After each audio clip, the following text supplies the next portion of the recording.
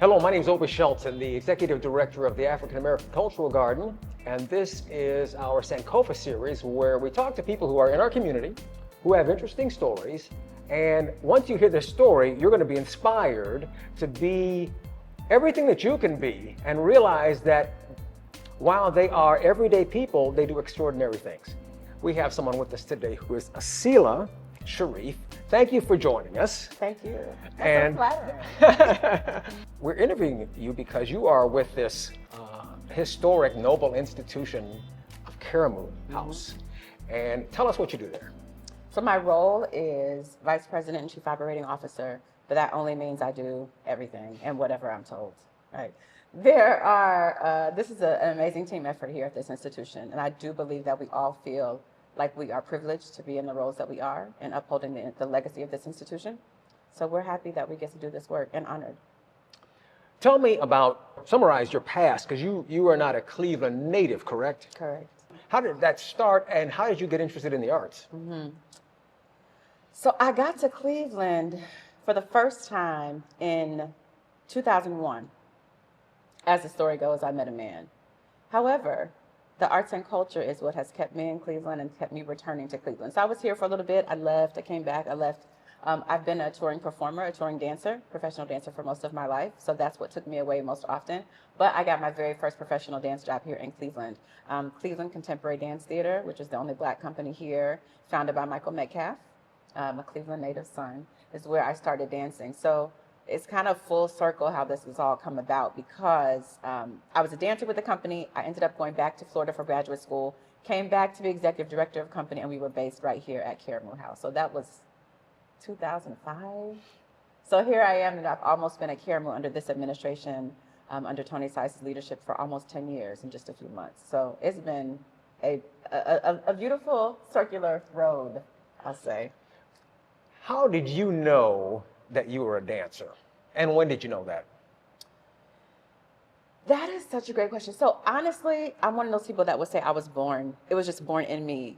I can remember when I was a child, a little girl, one of the pieces of artwork over my bed, my dad placed, it was a painting of ballerinas, little Black ballerinas. Now this is late 70s. So I feel like, those intentions that our people have for us, they get mixed in there inside of what we already have. So I do feel like I was born with this. I always moved. I was always moving. So I was one of those little girls making up dance routines. We would go to the pool on the weekends and be dancing on the side. And so I did that without formal training for a good amount of time. I actually was also a creative writer. So that was my first real aspect of artistry. I was writing. But I attended a Palm Beach County School of the Arts, and that's where I found my love of dance. And it took hold in a formal way. And that was like, this is it. I'm going to do this. I didn't know how, but I was going to do that. So I did it. I'm wondering, were there people who inspired you along the way? Anyone in particular?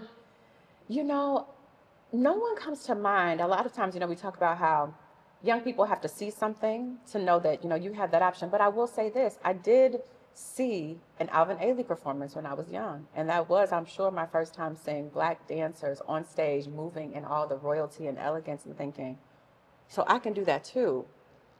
And that really planted a bug that I couldn't shake loose. So Alvin Ailey, I just saw the troupe here, and as far as going outside of the arts, because Karamu does theater, stuff like that, and you said you were a writer, so I see a connection there. Was there anybody on that end that kind of was inspirational? Not anyone in particular, but what I can say was I have a reading father. So in the summertime when everybody gets to go out and play, my dad's rule was, can we go out? Read a book first. Wow. You got to read a book first. So I grew up in a home with a library, essentially, and reading was such an integral part of our development. To this day, my dad probably reads 5 books a week. I'm not exaggerating. So my brother and I talk about his book collection all of the time. So writing and literature was just a part of it. I saw it as a part of life. So not any one author in particular. At the time, it was just read, and consume, and take it in, because this is what grows our brains, and this takes us to other places that, we can't physically go at times. I just wonder if you've come across anybody like your dad who is passionate about reading like that, and I wonder. I mean, I'm sure. And of course, I'm drawing a blank as I'm thinking in this moment, but I find if you find an articulate, well versed, thoughtful person, generally behind that brain is a whole lot of books. A whole lot of books because it shapes the way that you can see, the way that you envision things around you, the way that you can see the unseen. And I find that generally, if I'm in company of people who are poetic like that in their thought and communication, they are probably avid readers. Now, sure, if you can think of it, everybody has challenges along the way. Of course. Professionally, can you share some of those that might be inspirational or just instructive to some people? Yeah, so I think one challenge is pretty universal is loss, right? Just overall loss. I lost my best friend and my sister in a car accident in 2006, completely unexpected. And I think that was a pivotal point for me as a growing professional, just in taking stock of where you are, what you're doing, and think about what is it that I'm leaving behind? What am I contributing? And I can remember very clearly thinking very intentionally about that at that time. That was in 2006. And I feel like in some ways changed my trajectory and my focus for the better. I think other challenges that have come along the way really have just been the challenges with artistry. You know, when you decide that you're going to be a professional artist and that you're going to make your life that way, there's all types of joy in the doing, in the making, and the creating and sharing. But the background of that can be tricky. It can be tricky. Figuring out how you're going to make a life, how you're going to sustain your life and thrive, and then see past that to a future. I think being able to move through the adversity of that, being able to deal with physical changes in the body, because, you know, we're talking, some artists, and depending on their discipline, can really just go, and age and the way that your body changes is not necessarily a thing. But when you're talking about dance, you know, we get very early on, oh, you know, you can't be too old, or you can't be this size or that size. And those things do start to weigh in, and you have to be able to be strong in your mindset to know that I can persevere through these things. Some years ago, some friends of mine who I toured with for a number of years, we created a piece called Black Don't Crack.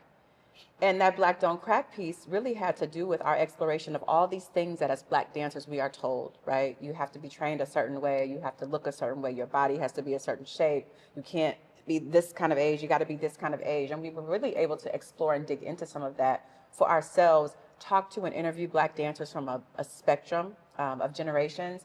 And so I think the takeaway there is realizing how strong we are as individuals, knowing that we don't have to subscribe to what is given to us, that we get to set that tone and create our vortex, if you want to say, for how we see ourselves and how we're going to be seen with the world, in the world, how we're going to engage.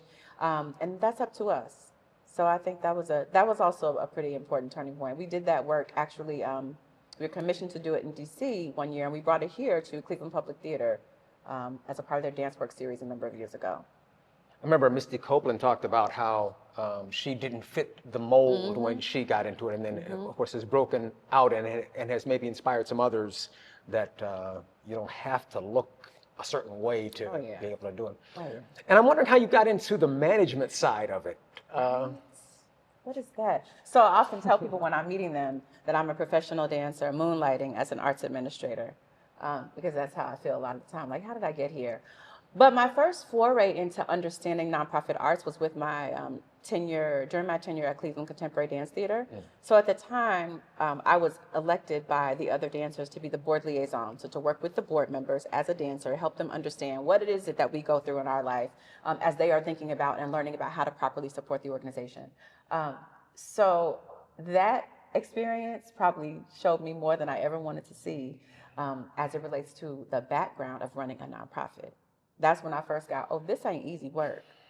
And as a leader of a nonprofit, then you're looking at, I have to provide not only the space for this work to happen, the resources and supplies, but I got to pay these people who also have people, right? That was my big light bulb, like, oh, wow, I need to better understand how this works. And it was shortly after that that I went to get my master's in arts administration. I knew I was going to be in the dance world, period.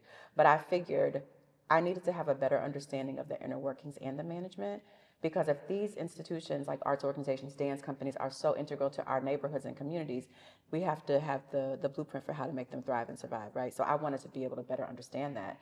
And fast forward these years and years later, here I am at Karamu House doing that work. Running the show, right? Doing that work. Park. Yeah. Tell me about your perspective on the value of Black history. We're in this month right now when we're recording this, and I have a feeling that your dad, that was important to him. Mm-hmm. Tell me how the value of that to you. Mm-hmm. It can't be quantified, the value of Black history. You know, I feel like our history is that armor we wear when we're stepping forward out into the world every single day. So without knowing, for me, you know, I am the parent, the daughter of Samuel and Gloria, and I'm the granddaughter of. I don't know how I'm able to truly understand my Constitution and what it is that I bring without understanding those where I come from and those places I come from. I think that understanding the history of ourselves, of our community, however we define that, and those Black spaces that we find ourselves are a part of, are very important to how we move those things forward. It goes without saying. In the journey, I'm wondering, you know, as the years have gone by, has your appreciation of that history, your parents, your grandparents, deepened? Only deepened, only heightened. I think when you're thrust out here into the real world to be an adult, which is a whole scam, young people don't do it. But when you're out here in this whole adult world, you start to learn and better understand what it took for them to be where they are. You know, my grandfather was a chiropractor.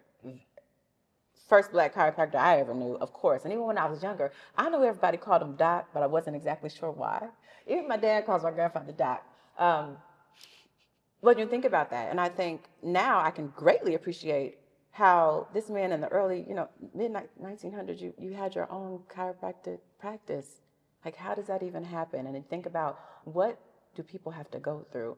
You can look at the ticker tape we have to deal with now in 2024 as Black folks with some education, with some means, with some connections, and still the challenges are in front of us. So I think we can only respect through the history, you know, the journey that has come before us, the path that has been laid out before us. And so that's also why I feel like it's so important that we respect it moving forward, from us all the way down to the littles. You have to know it, you have to understand it, embrace it, honor it, and carry it forward.